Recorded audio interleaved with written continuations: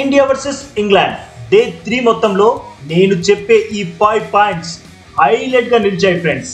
అందులో first highlight Shubman Gill super century. అవును friends, Gill గత కొన్ని మ్యాచ్ల నుండి ఫామ్ కోల్పోయి ఇబ్బంది పడుతున్నాడు. ఆల్మోస్ట్ ఈ మ్యాచ్ తనకి చివరి అవకాశంలా అనిపించింది.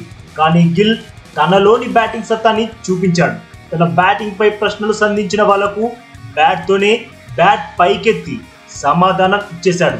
గిల్ 2 సిక్స్లు 11 ఫోర్లతో 147 బంతుల్లోనే 104 రన్స్ చేశాడు. ఇక second highlight Shreyas Iyer wicket.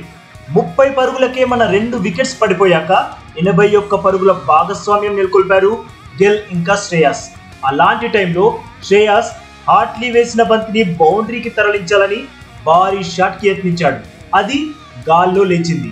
అయితే బెన్ స్టోక్స్ ఆల్మోస్ట్ 25 మీటర్స్ వెనక్కి పరిగెడుతూ డైవ్ చేస్తూ మైండ్ బ్లోయింగ్ క్యాచ్ అందుకున్నాడు. నిజంగా అది ఓ అద్భుతమైన క్యాచ్.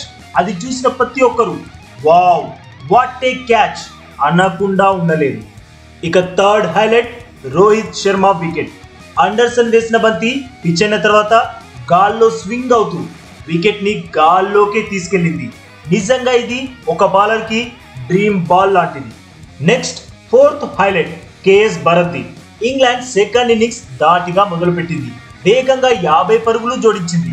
ఆ టైంలో అశ్విన్ బౌలింగ్ లో డకెట్ కొట్టిన షాట్ ని అందుకోవడానికి keeper K S Bharat almost pitch మధ్యలోకి డైవ్ కొడుతూ పట్టిన క్యాచ్ వావ్ అనిపించింది.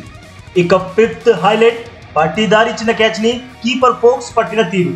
చూడడానికి నార్మల్ గానే అనిపించిన ఫ్రాక్షన్ ఆఫ్ సెకండ్స్ లో అలాంటి లో క్యాచ్ ని పట్టడం వెరీ టఫ్. ఇవే ఫ్రెండ్స్ డే 3 లో టాప్ 5 హైలైట్ పాయింట్స్. మరి ఇందులో మీకు బాగా నచ్చిన ది బెస్ట్ హైలైట్ ఏదో కామెంట్ చేయండి. అలాగే మన ఛానల్ ని సబ్స్క్రైబ్ చేసుకోవచ్చుగా ఫ్రెండ్స్.